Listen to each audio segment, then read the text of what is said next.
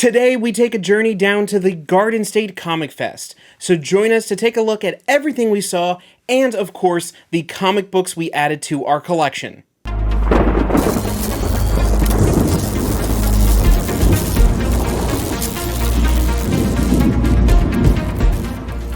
So a few weeks ago, we took a trip over to the Garden State Comic Fest, the June 2024 version of this convention. We did attend this specific event in their Winter Fest or Winter Edition back in January of this year.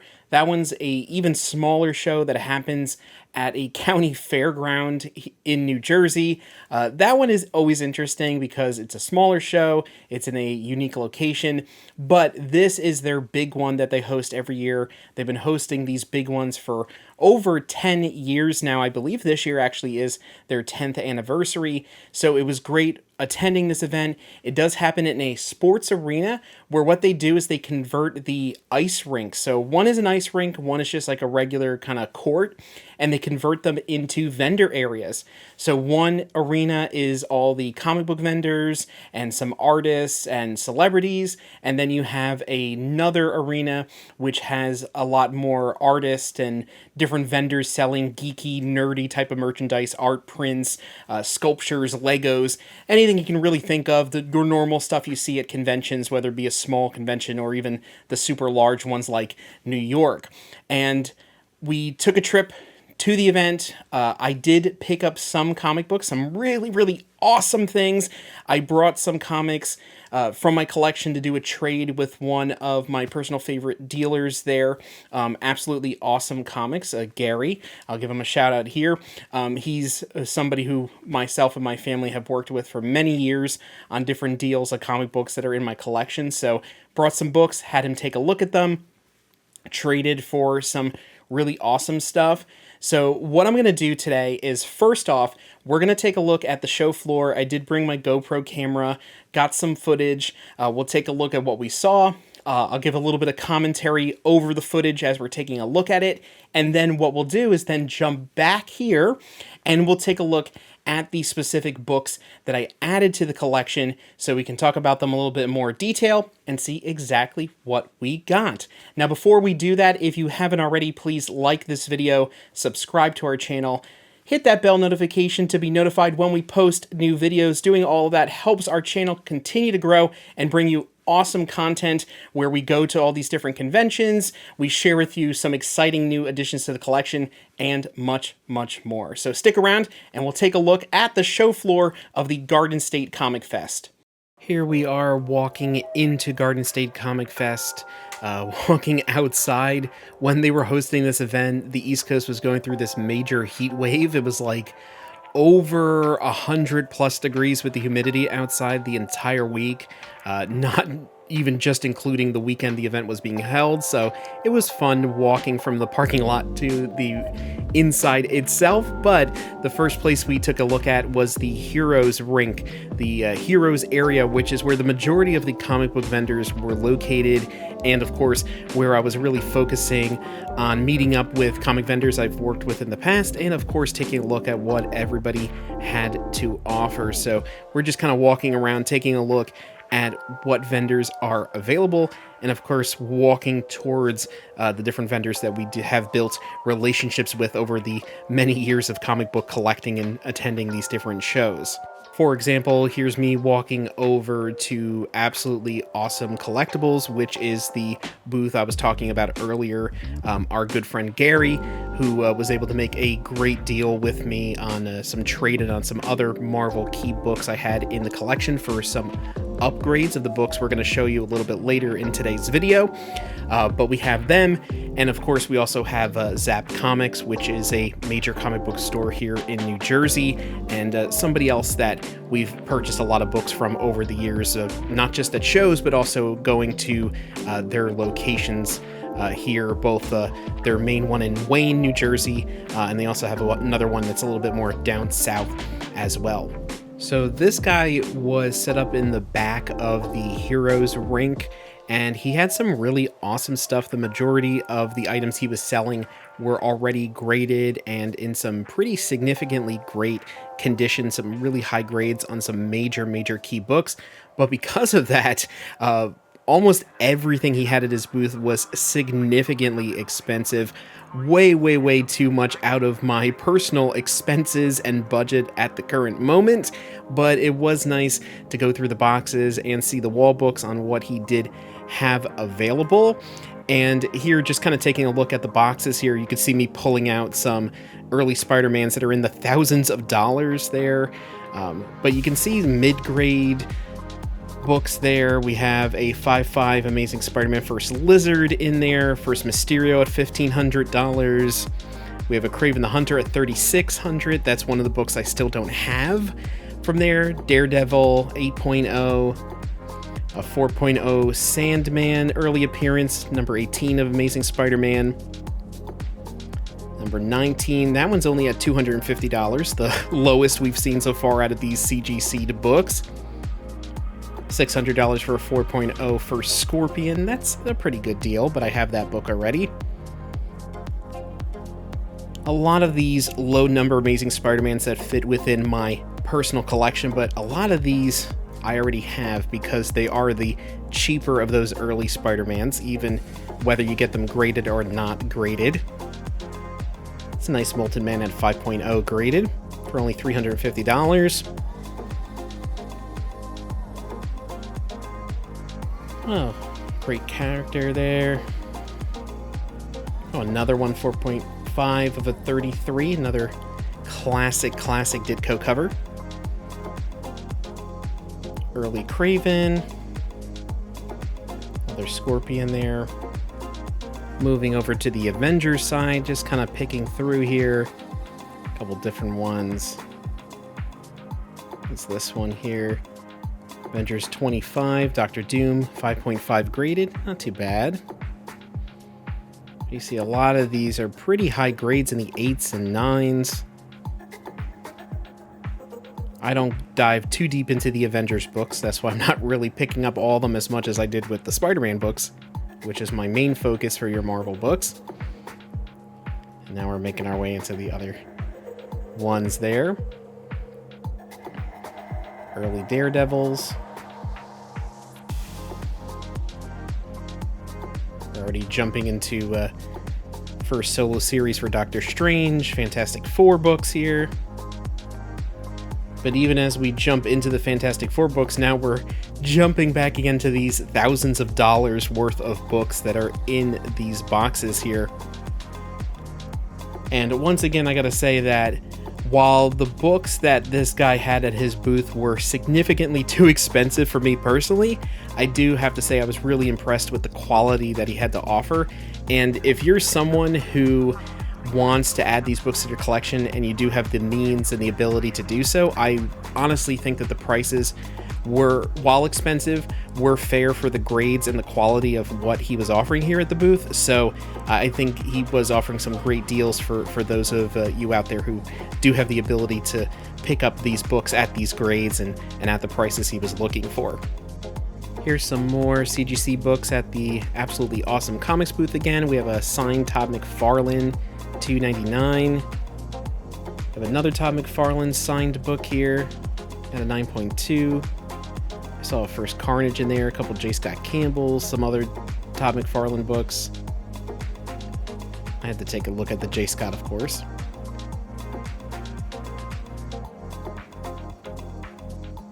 Spider-Man 100 at a 4.0. Looks like that was $140. First skin tight suit for Black Widow I saw mixed in there. First Monica Rambeau as Photon. King size annual. Cloak and Dagger.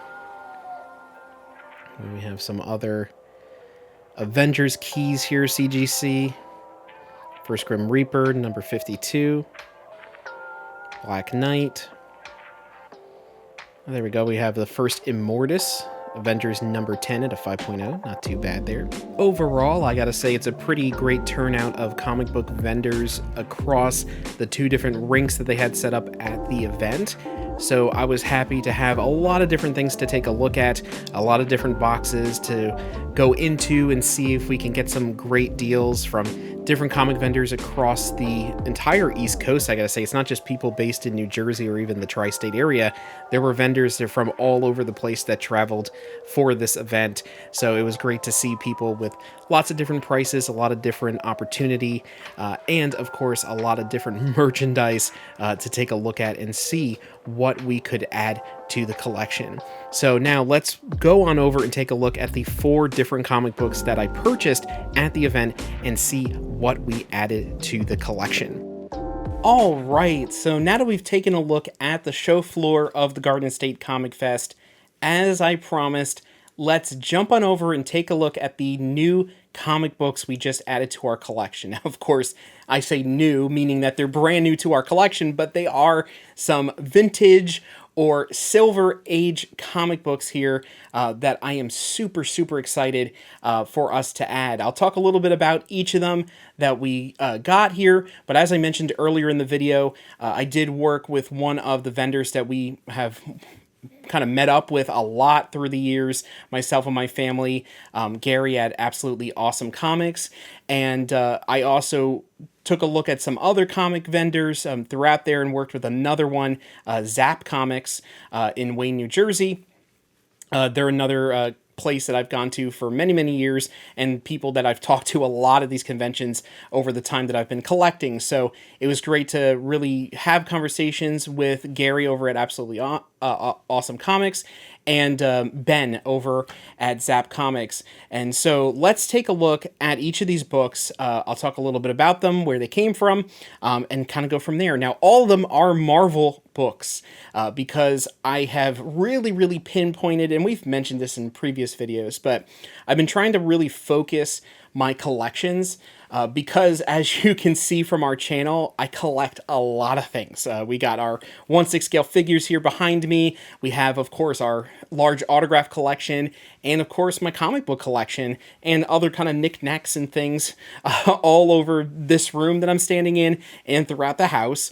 And I wanted to really start to focus those things, and for the comic books, I wanted to more focus on your Marvel keys. Those characters that I love the most, like Spider-Man, Captain America, and so forth, and really, really go into those. So I brought a stack of books that were not books that really that big of a deal to me anymore. They were good, nice keys, but they were books that I could trade up for. So I had Gary take a look at those, and he was able to work out a deal with me where I get trade value. I can get some books with that trade value. So let's kind of start off. This first one is from Gary, and then the last one will be from him as well. That's the bigger one. But the first one I got here is Iron Man and Submariner #1. This is a classic Silver Age Marvel key, just from the cover alone. I also believe that this predates the Iron Man #1, his solo series too. So just by a little bit, I believe. But this is a awesome cover. And this was part of that kind of trade-in. So it was straight up, no additional cash. The value I got from the books I traded in went directly towards this and one other book, which I keep teasing will be the big one that will show up here at the end of the 4 books that we picked up at the event. So first one here, Iron Man and Submariner #1. So let's keep moving along. Sticking with Iron Man, the other 2 books are Iron Man based. It just so happened that I got 3 books that are based around Iron Man. I didn't go in with that plan, but it just kind of happened based on everything. The next 2 books actually came from Zap Comics. Right at the end of the day on the Saturday, I went back, and everybody had already cleared out. There was only maybe 45 minutes left in the show that day. Had a nice conversation with Ben over there at Zap Comics, and then was able to work out a deal on these 2 books for a great price. And the first one is a key of a villain that has shown up a couple times in the MCU. In different forms, but that is Tales of Suspense #50. This is the first appearance of the Mandarin. Now, of course, we had the Mandarin in Iron Man 3. We had the fake one. with Trevor Slattery. And then, of course, the real Mandarin showed up in Shang-Chi. So this character was kind of redeemed and give a little bit of a better storyline, in my opinion at least, within the MCU. And he still is a major Iron Man villain, major Marvel villain. So I'm great and very, very happy to have this book finally in my collection. This book used to be significantly more expensive, even in a kind of more beat up, low grade copy like this one back in the day. But now that it's been some time since the Mandarin has shown up in the MCU, people kind of know where we stand with that character. This has kind of gone down a lot, but I'm still really, really happy to have this one in the collection. And then speaking of Tales of Suspense, and that Iron Man, keeping along with that, another classic cover. We talked about that Iron Man and Submariner #1 being a classic cover, and that's what makes it kind of a really big key within the Silver Age Marvel collecting. But this is another one that is a fantastic cover, a very classic cover, and that is Tales of Suspense #58. Which is Iron Man versus Captain America. Of course, you have your Civil War, your classic Civil War right here in this Silver Age cover. This is a fantastic cover, as I keep saying about all of these, but this is one of those super classic ones. If you kind of look at people who collect Silver Age Marvel, and if you have it up displayed on your wall, or you would put together, I would say, a collection for a museum of Silver Age classic covers, I think that this cover, and especially that Iron Man and Submariner, I think those are two covers that are in the running to be in a display of classic Silver Age covers. And this is another one from Zap Comics. I got that with the other Tales of Suspense, and this is a pretty decent copy of it. It's got your typical beat-ups and kind of spots there and bends to the cover and all that type of stuff, but you can see it presents pretty well here in person. You can kind of see, I'll also put up a scan of each of these books, as you've kind of been seeing as we go through the video here, and you can see kind of a little bit more of the details, at least from the covers perspectives, but all these are complete, all these look great, and I'm really happy to have this in the collection.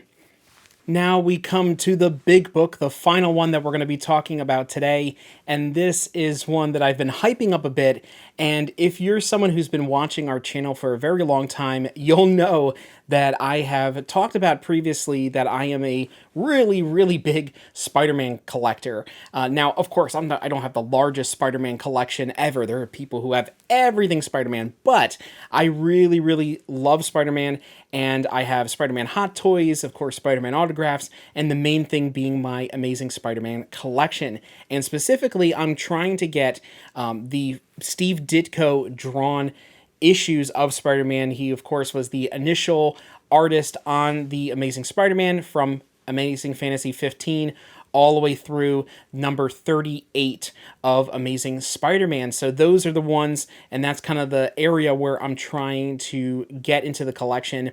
And I was able to successfully add another piece to the collection that I didn't already have, and it is also the lowest number I now have in my Spider-Man collection. And right here, you'll see it's an extremely beat up copy, but you have Amazing Spider-Man #4, which is the first appearance of Flint Marko, or the Sandman. It is a complete copy. It is really beat up. It's got your tape, your water damage, everything you can think of damage to it, but it is complete, as I mentioned, and it has a great, great presence, I think, even with how beat up it is. And this was a piece that I got completely through trading in some other keys from my collection to go towards the cost of this book. So I didn't even need to put down any additional funds towards it in order to get it now in my collection. As I mentioned previously, #5 was the lowest number I had in my Amazing Spider-Man collection, and now we have #4 added to it. I'm still thinking on if I want to send this in to CGC to get graded, because all my really low number Spider-Mans I did send in so far to get graded. They do look up pretty great on the wall over here. I can see right here in the corner. I have my low number Spider-Mans up there graded already. But I'll think about it because it was a bit of a pain getting it here into this Mylar without adding any additional damage to the book. So we'll see and give any updates in the future if we do send this in to see what it comes back at, because it's going to be some really low grade, but it will look a lot better possibly. So maybe I talked myself into it, but keep an eye on our channel if we do an update and we send this in to CGC. But those are all of the books that we were able to pick up at the Garden State Comic Fest in June of 2024. I had a great time. It was awesome there. It was happening in the middle of a heat wave, so it was pretty hot in there, even though they were trying to get the AC to the best of their ability. There's just so many people, plus a heat wave going on the East Coast. Those two things combined doesn't really work in the favor of a convention, but I think people still had a wonderful time. I saw a lot of sales happening with all these comic vendors. I think they did great throughout the entire weekend, and I'm really looking forward to the next time that these specific hosts, that they have another event, whether it be the winter edition, whether it be next year's summer version of the event. I am looking forward to attending. Now, if you enjoyed this video, of course, leave a like, subscribe to our channel, hit that bell notification so you know when we post new videos about comic books, autographs, 1/6 scale figures, anything geeky, nerdy that's collectible. We're going to talk about it here on our channel. We have a wide kind of variety of content, so stick around here at Brandeo Collection for much, much more. Thank you so much for watching, and as always, keep on collecting.